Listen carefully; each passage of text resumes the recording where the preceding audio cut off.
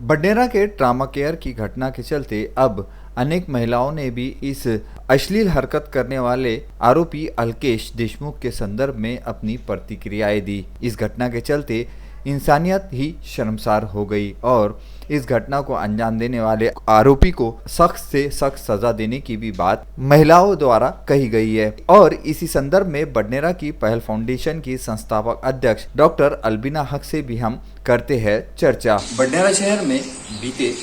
28 जुलाई को trauma care में जो घटना घटित हुई थी उस घटना की निंदा चौतरफा की जा रही है। ये खबर अमरावती शहर से पूरे महाराष्ट्र में फैल चुकी है। इस खबर के संदर्भ में अनेक महिलाओं ने, वरिष्ठ राजनेताओं ने, जिले के पालक मंत्री ने भी अपनी अपनी प्रतिक्रियाएं दी और इसी संदर्भ में, इस प्रकरण के संदर्भ में आज हम पहुंचे हैं बडनेरा के पहल फाउंडेशन की संस्थापक अध्यक्ष डॉक्टर अलबिना हक के पास में। डॉक्टर अलबिना हक से हम इस बात पर चर्चा करने वाले हैं कि ट्रामा केयर के अंदर में किन असुविधाओं के चलते ये घटना घटित हुई, वहाँ पर क्या क्या सुविधाएं होनी चाहिए, जिस बात के ऊपर में जिला प्रशासन ने ध्यान देना चाहिए।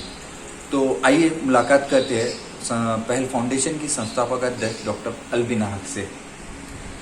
क्या लगता है मैडम कि बडनेरा के ट्रामा केयर सेंटर में जो घटना घटित हुई थी वो घटना में किन चीज़ों की कमी के चलते वो घटना घटित हुई है? देखिए, सबसे पहले तो मैं ये कहना चाहूँगी कि ये जो घटना हुई है ये बहुत ही निंदनीय है, बहुत ही शर्मनाक घटना है। और स्पेशली इस कोविड पीरियड में कि जब लोग ऑलरेडी मानसिक रूप से कहीं ना कहीं परेशान हैं और एक दबाव के चलते, एक परेशानी के चलते वो टेस्ट कराने आते हैं, अपना परीक्षण कराने आते हैं, स्वैब देने आते हैं। तो ऐसी सिचुएशन में जो भी टेक्नीशियन है या जो भी डॉक्टर्स हैं जो उनको टेस्ट के लिए रिकमेंड करते हैं, तो उनका ये काम है कि सबसे पहले आप पेशेंट को रिलैक्स करिए कि ठीक है, एक तो ज़रूरी नहीं है कि आपका रिपोर्ट पॉजिटिव आएगा, अगर आता भी है तो लाइलाज बीमारी नहीं है, ट्रीटमेंट होगा, आप एडमिट होइए, ट्रीटमेंट होगा और आप ठीक हो जाएंगे। जब पेशेंट्स को डॉक्टर्स के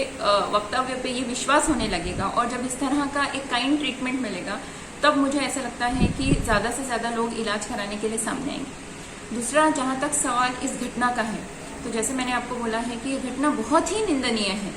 और मुझे ऐसा लगता है कि इसका एक बहुत जो कारण है, जो मेन वजह है, एक ये कि जैसे हर प्रशासन के हर डिपार्टमेंट में, रेलवे हो या पुलिस विभाग हो या आप देखिए ऐसे बहुत सारे डिपार्टमेंट्स हैं जहाँ पे आपको लेडी वर्कर्स मिलेंगे। लेडीज, इवन आरटीओ में आप देखिए कि आरटीओ में अगर वो रोकते हैं तो लेडी को एक लेडी पुलिस ही रोकती है। तो जब ये सारा अवेलेबल है, ये सारा प्रोविजन है, तो फिर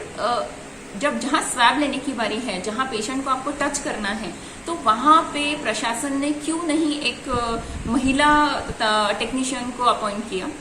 महिलाओं के लिए ये मुझे ऐसा लगता है कि ये सख्ती से अभी महानगर पालिका ने एटलीस्ट इस एक इंसिडेंट से, इस एक एक्सीडेंट से सीख लेकर जितने भी लेडी पेशेंट्स हैं उनके लिए लेडी टेक्नीशियंस अपॉइंट करना चाहिए, ताकि वो कंफर्टेबली, विदाउट एनी हेजिटेशन, बिना किसी झिझक के वो अपना स्वैब दें। और इसका एक दूसरी वजह एक और है जो मुझे समझ में आती है, वो ये है कि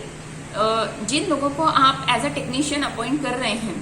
तो वो एक कंट्रैक्ट पद्धति पे, जहाँ तक मुझे पता है ये घटना हुई, इसमें जो दोषी हैं, जो इसमें जो मुजरिम है, वो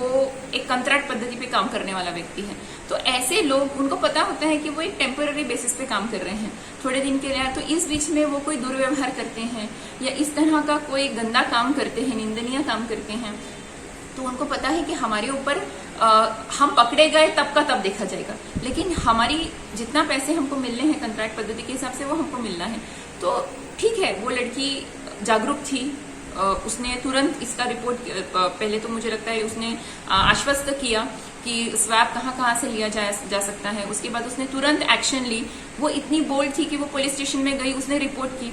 ऐसे कितने लोग होंगे, अब ये सोचने वाली बात है कि ऐसे कितने ऐसे बच्चियां होंगी, छोटी लड़कियां होंगी, महिलाएं होंगी कि जिनके साथ इस तरह का वो सेम व्यक्ति ने या ऐसे कई दूसरे जो व्यक्ति हैं जिन्होंने ऐसे घृणात्मक कार्य किया होगा, जिन्होंने किसी शर्म के चलते, डर के चलते, दबाव के चलते वो सामने नहीं आई होंगी। ये आज वो लड़की ने रिपोर्ट किया तो ये चीज पकड़ में आई। वरना ऐसे कितनी घटनाएं हो चुकी होंगी या भविष्य में और हो सकती है। अगर इसी तरह के कंट्रैक्ट पद्धति पर काम करने वाले लोगों को अगर आप अपॉइंट करोगे तो कोई गारंटी नहीं। उसके बजाय मेरा प्रशासन से, आपके चैनल के माध्यम से मेरा प्रशासन से यही एक निवेदन है कि आप परमानेंट जो एम्प्लॉयज हैं, जिनको अगर इस तरह के कोई कार्य करने पर उनकी नौकरी जा सकती है, उनको टर्मिनेट किया जा सकता है, सस्पेंड किया जा सकता है, जो लायबल टू एक्शन है, उनको आप अपॉइंट करिए और उनको ये रिस्पॉन्सिबिलिटी दीजिए, ये जवाबदारी दीजिए, ताकि उनके मन में इस तरह का गंदा घृणात्मक कार्य करने से पहले डर बना रहे। ये मुझे ऐसा लगता है ये सबसे, और मैं बहुत मानती हूँ कि बहुत वीर है वो लड़की, बहादुर है, जिसने सामने आकर इस तरह की चीज का फेस करने का डिसाइड किया और उसने जाकर रिपोर्ट दी, ताकि पिछली घटनाएं तो नहीं लेकिन एटलीस्ट आने वाली घटनाओं को, मुझे ऐसा लगता है प्रशासन जागेगा और इन चीजों पे कहीं ना कहीं रोक लगेगी। जैसा कि आपने जाना कि डॉक्टर अल्बिना हक ने जो 2 मुद्दों की बात कही, मैं समझता हूँ कि शायद अब तक जितनी भी उस घटना की निंदा की गई थी, उस घटना की निंदा में ये 2 प्रमुख मुद्दे किसी ने अब तक नहीं शासन तक पहुंचाने के लिए कुछ कहा होगा, जहां कंट्रैक्ट पद्धति से काम किया जाना और महिला मरीज को महिला ही द्वारा चेक करना, ये भी एक उचित मुद्दा है। ऐसे अनगिनत मुद्दे जो अब भी अमरावती शहर से जिले भर में कोविड-19 के अस्पतालों के अंदर में चल रहे होंगे, लेकिन बडनेरा के इस प्रकरण के चलते कई ऐसे मुद्दे उभर कर सामने आए या ना आए, ये बात अलग है। लेकिन इस सब के आने के पहले यदि डॉक्टर अल्बिना हक ने जो उसका समाधान बताया, जो उसका सोल्यूशन बताया, उस पर एक बार प्रशासन ने जरूर विचार करना चाहिए। यदि उस पर विचार किया गया तो आने वाले समय में हमारी देश की नारी, जिसे हम माँ भी कहते हैं, बहन भी कहते हैं, बेटी भी कहते हैं, हम उनके दुर्व्यवहार को रोकने में कहीं ना कहीं कामयाब हो पाएंगे। और इसी तरीके के अनगिनत सवालों के साथ में हम कहीं ना कहीं पहुंचकर ऐसे ही वेल क्वालिफाइड, वेल एजुकेटेड लोग जो समाज में रहते हुए समाज के लिए समाज कार्य कर रहे हैं, उन तक पहुंचने की कोशिश कर रहे हैं और ये कोशिश को हम भी आप तक पहुंचा रहे हैं। ये सब बातों का सिलसिला इस तरीके से चलता रहेगा। डॉक्टर अल्बिना हक से हमने जो मुलाकात की उसके बारे में हम आपका, मैडम आपने अपना हमारे चैनल के माध्यम से ये बात प्रशासन तक पहुंचाने के लिए जो बात कही, वो जिसकी जितनी प्रशंसा की जाए कम है। मैं विदर्भ न्यूज के टाइम से आपका उस बात के लिए अभिनंदन करता हूँ कि आपने 2 मुद्दे बड़े ही असरदार रखे हैं, जिसके चलते कहीं ना कहीं महिलाओं को सुरक्षा मिलेगी। और मैं विदर्भ न्यूज की तरफ से आपका आभार व्यक्त करता हूँ कि आपने हमारे न्यूज चैनल को समय दिया और ये हम जरूर इस बात को जिलाधीश तक पहुंचाएंगे कि कहीं ना कहीं ये मुद्दा रखकर उसको जिले की महिला व बाल विकास मंत्री भी अपने जिले की है, पालक मंत्री भी है, तो उन तक भी ये बात जरूर पहुंचाई जाएंगी और कहीं ना कहीं आने वाले समय में आपके इस मुद्दों के चलते महिलाओं को न्याय मिलेगा। इसी तरीके से और भी हम अनेक महिलाओं तक पहुंचने की कोशिश करेंगे, तो देखते रहे विदर्भ न्यूज। विदर्भ न्यूज के लिए कैमरामैन शहजाद खान के साथ में मोहम्मद शोएबुद्दीन की ये विशेष रिपोर्ट।